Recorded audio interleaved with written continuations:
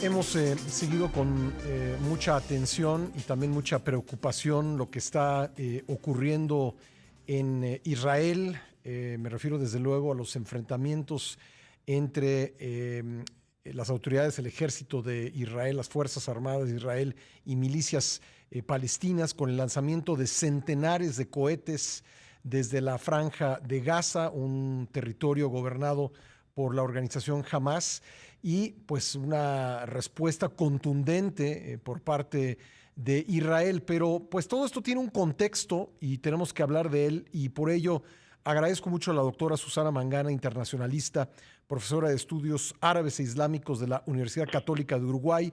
Le agradezco que nos acompañe nuevamente en el programa. ¿Qué tal, Susana? ¿Cómo estás? Hola, Doctora, muy buenos días. ¿qué Estoy tal? entrando ahora. Hola, ¿qué tal? ¿Qué? Estaba por entrar al Zoom, si quieren hacerlo por ahí, por Zoom. Bueno, podemos ahora vemos con la producción si podemos también tener esta conversación por Zoom, pero bueno, comencemos a conversar. Yo sé que estos últimos hechos de violencia tienen un contexto, se han mencionado varios casos, digamos, el desplazamiento de población palestina de un barrio de Jerusalén que se llama Sheikh Jarrah. También pues que esto ocurre en el fin del Ramadán. Se habla también de otros factores. ¿Cómo podríamos resumirlos? ¿Cómo podríamos contextualizar para que nuestra audiencia pues alcance a entender este grave episodio de violencia dentro de un añejo conflicto árabe-israelí? Pascal, y es importante lo que preguntas porque por lo general los noticieros y también muchos periodistas lamentablemente se quedan solamente en contabilizar el saldo de víctimas mortales de un lado y de otro o en el lanzamiento de los cohetes, sin profundizar en las causas, las razones de este nuevo episodio, de esta escalada de violencia inusitada, la más grave que tenemos que lamentar desde el 2014. Y esto tiene que ver con las últimas semanas de la celebración del mes de Ramadán, que acaba de terminar, el mes sagrado para los musulmanes, cuando Israel había bloqueado la entrada en la puerta de Damasco al barrio musulmán, a la ciudad vieja de Jerusalén. Entonces allí muchos jóvenes se sintieron acosados, se sintieron discriminados en su legítimo derecho también de acudir a rezar y a orar en la mezquita de Al-Aqsa, en la explanada de las mezquitas. Por un lado eso fue caldeando los ánimos. Por otro lado, tenemos que entender que la orden de desalojo a 4 familias palestinas del barrio de Jerusalén Este, Sheikh Jarrah, que tú mencionabas, mayoritariamente habitado por palestinos, esto también ha motivado, ha encrispado el ánimo de los palestinos, que sienten que es una nueva afrenta, una nueva agresión, porque no es la excepción, es la norma. Es toda una arquitectura de medidas y de políticas estatales las que tiene Israel para ir despojando a los palestinos de sus posesiones, de sus tierras, de los rediles para el ganado, trasladando a población, por ejemplo, beduina de un lugar al otro, pero también en un intento ahora de judaizar todo Jerusalén, porque evidentemente el anhelo del premier Benjamín Netanyahu, que está también todavía sin poder conformar gobierno y que está muy, de alguna manera contestado por la propia opinión pública israelí, por lo que son las acusaciones de corrupción en contra de él, en contra de su esposa y su familia. Bueno, todo esto le sirve para de alguna manera desviar la atención. Mientras hay un nuevo episodio de flagración y de contienda abierta entre Hamas y las fuerzas de seguridad, es decir, el ejército israelí, esto desvía la atención de la población israelí, que objeta también la permanencia en el cargo de un primer ministro que parece que está llegando a su fin, a pesar de ser un político muy longevo. Por eso es que tenemos ahora el mandato del presidente Rivlin para Yair Lapid de que tiene que conformar gobierno, porque han tenido 4 elecciones generales, Pascal, en 2 años, y se encaminan a la número 5. He dado 2 razones: la explanada de las mezquitas, la orden de desalojo de las familias palestinas, pero también lo que fue los violentos enfrentamientos en la noche del sábado pasado, la noche del destino, la noche de Leila Talcat, cuando los musulmanes recuerdan lo que fue la primera recitación por parte de Mohammed del Corán, cuando recibió el Corán de parte del arcángel Gabriel. Con lo cual todo esto hace que ese simbolismo religioso en una zona ya de por sí convulsa, pero donde se enfrentan siempre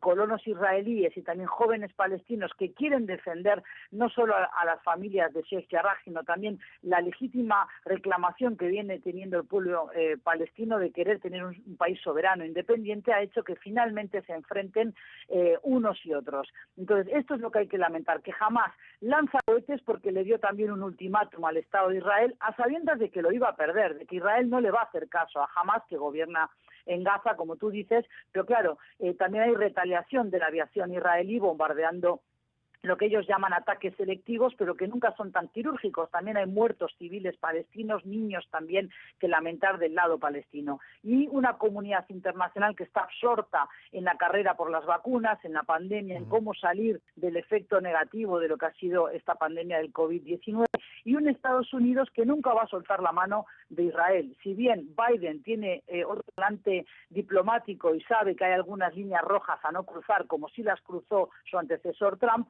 tampoco va a dejar de asistir, tampoco va a dejar de vetar, incluso en el Consejo de Seguridad, cualquier atisbo de resolución condenatoria hacia el Estado de Israel. Y recordemos por ahora, Pascal, que Cisjordania está troceada en territorios A, B y C por los acuerdos de Oslo de la década del 90, y Israel ocupa el 62% de esa Cisjordania. O sea, hoy Palestina solo tiene el 32% de la tierra que históricamente le perteneció cuando era mandato británico de Palestina previo a 1947, con aquella decisión histórica en Naciones Unidas de dividir el territorio del mandato británico de Palestina para dos estados, el palestino y el israelí. Y a partir del 48, la creación del Estado de Israel moderno y las guerras entre los árabes e Israel, es que vemos la pérdida de territorios a manos de Israel de los palestinos. Y llevamos 73 años de aquella fecha y claro, la calle árabe, la calle palestina está muy cansada de engaños, muy cansada de promesas rotas, y finalmente esto ha caldeado los ánimos lo suficiente como para que ahora haya un brote de violencia inusitada.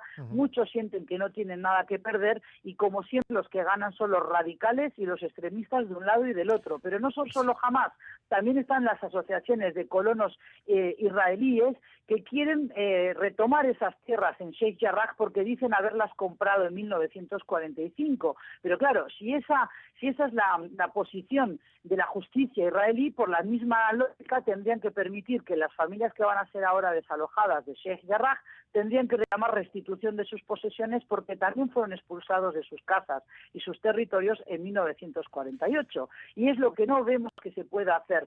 Ni por un lado ni por el otro se están bajando los decibeles de la tensión y la comunidad internacional tendría que estar menos omisa para presionar a ambos lados para que retomen la negociación, sin olvidar que es una guerra asimétrica. Es un ejército que se enfrenta a las milicias armadas de Hamás, pero no es una guerra asimétrica, porque evidentemente no son dos países luchando uno contra el otro, dos estados soberanos independientes. Aquí tenemos un estado con la sartén por el mango como es Israel, Pascal. Susana, pues muchas gracias por el panorama. Por lo menos yo alcanzo a ver algunos factores diferenciadores y muy preocupantes respecto de episodios anteriores. Por ejemplo, que se han multiplicado en el territorio israelí los enfrentamientos entre los árabes israelíes y los judíos israelíes. Y creo que eso, por lo menos en esta medida, no lo habíamos visto. No lo habíamos visto porque evidentemente los ciudadanos, lo que ellos llaman árabes israelíes, no es otra manera que de esconder de alguna manera con lenguaje, con eufemismos, lo que son ciudadanos palestinos que quedaron viviendo en el territorio que se le concedió a Israel en el 48 o que lo ocupó Israel después y que finalmente con las sucesivas guerras y hoy es el Estado moderno de Israel. Pero hay un nivel de enfrentamiento incluso cuerpo a cuerpo que es de lamentar. A mí me ha marcado mucho la frase de un amigo y un colega judío uruguayo que reside allí hace muchos años, también fotógrafo y periodista, que dice: a veces echo en falta el confinamiento, éramos bastante más humanos entonces. Fíjate que les ha golpeado mucho el COVID-19 allí, ha sido uno de los países que ha sido más exitoso en la campaña de vacunación y sin embargo ahora se están agrediendo vecinos, ¿verdad? Qué contraste, ¿no? Es un contraste muy grave y esa frase me marcó mucho, la leí ayer en su muro de Facebook y bueno, a mí me parece muy triste que estemos asistiendo a toda esta violencia y como te decía antes, te agradezco el buen tino de la pregunta inicial porque si solo nos quedamos en contabilizar el número de cohetes que lanzan unos y otros, no vemos las razones de la crispación y no vamos al fondo de la cuestión, nos quedamos con los síntomas de la enfermedad y no con lo que motiva este enojo, esta sumatoria de enfados de la calle palestina que evidentemente se siente despojada despojada de sus territorios, que se siente manoseada por el Estado de Israel ante la mirada cómplice de una comunidad internacional absorta en otros problemas. ¿Estamos frente a una tercera intifada?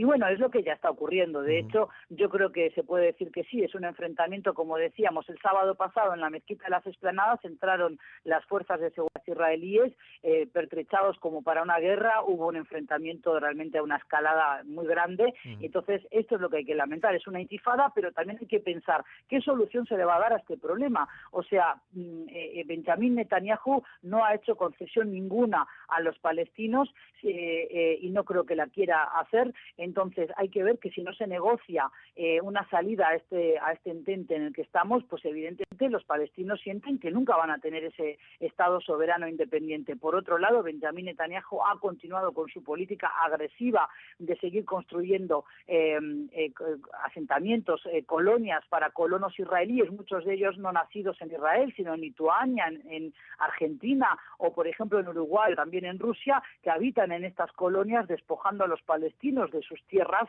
y luego lamentablemente la necesidad tiene cara de hereje, han tenido que ir los palestinos a pedir trabajo a los propios colonos y sus granjas que están asentadas en sus propios territorios, con lo cual es todo muy demencial y desde América Latina no se puede comprender esta situación, pero sería importante que sepamos que si la comunidad internacional no dice basta ya, este tipo de episodios de violencia se van a seguir repitiendo porque hay un pueblo palestino que no ve la luz al final del túnel y que no se le está dando un calendario de negociación, y además hay que lamentar una dirigencia palestina sumamente débil, muy vetusta, muy desgastado su liderazgo político, y hay enfrentamientos en cuanto a posiciones importantes de Estado entre Hamas, que gobierna en Gaza y se supone que estaba en un gobierno de unidad nacional con Mahmoud Abbas y lo que es Fatah, en la autoridad palestina en Ramallah, pero ya vemos ahora que esto realmente no es cierto. O sea, realmente hay una falta de dirigencia y de clarividencia en el liderazgo palestino, sí, pero también esto es convenientemente capitalizado por los radicales también del otro lado, entre ellos el propio primer ministro Benjamín Netanyahu, que tiene una coalición de partidos de extrema derecha y sobre todo agrupaciones de colonos israelíes que también le presionan para que no ceda ni un ápice de tierra a los palestinos. Me quedan solo 2 minutos, Susana, pero quisiera preguntar sobre el papel de los jóvenes. Pareciera que los jóvenes, sobre todo los palestinos, pues están rebasando a sus dirigentes mayores. Sí, bueno, a ver, hay jóvenes palestinos y hay también ganas de cambio de liderazgo, pero como vemos también entre los árabes siempre ha habido una resiliencia del autoritarismo, ¿no? Esto no es solo en Palestina, también ocurre en la región. Esa resiliencia del autoritarismo y la corrupción que rodea a muchos líderes árabes ha hecho que no se ceda espacio a los jóvenes, pero evidentemente hay otras voces que están teniendo otro calado. Habrá que ver si realmente el campo político palestino les permite seguir creciendo. Ahora bien, en la medida en que no haya una solución para el conflicto creíble, porque ya han escuchado muchas falsas promesas, pues yo creo que van a seguir ganando, como digo, aquellos discursos de alienación, aquellos discursos de revanchismo en contra del Estado israelí. O sea, lo que no es creíble, lo que no es aceptable ni por un lado ni por el otro. Aquellos que claman por el fin del Estado de Israel o que creen que en algún momento los israelíes van a desaparecer de la tierra histórica de Palestina, evidentemente no están pisando firme, no están en este mundo. Pero aquellos también que en Israel creen que se pueden deshacer, desembarazar de los palestinos y lanzarlos a todos a Jordania, tampoco están en este mundo real. Entonces, por eso es necesario que organizaciones como Naciones Unidas sean mucho más asertivas, mucho más vehementes a la hora de exigir a ambos bandos mesura, pero también que vuelvan a una mesa de negociación, y ahí el que tiene, yo creo que mayor capacidad de presionar al Estado de Israel, Pascal, sigue siendo Estados Unidos. Pues, Susana, siempre un gusto escucharte. Gracias por todo este contexto. Te mando un abrazo. Por favor, a ti por la buena comunicación y el buen tino en las preguntas, que eso es muy importante para que salga un buen análisis. Gracias. Gracias, la doctora Susana Mangara, internacionalista, profesora de estudios árabes e islámicos de la Universidad Católica del Uruguay.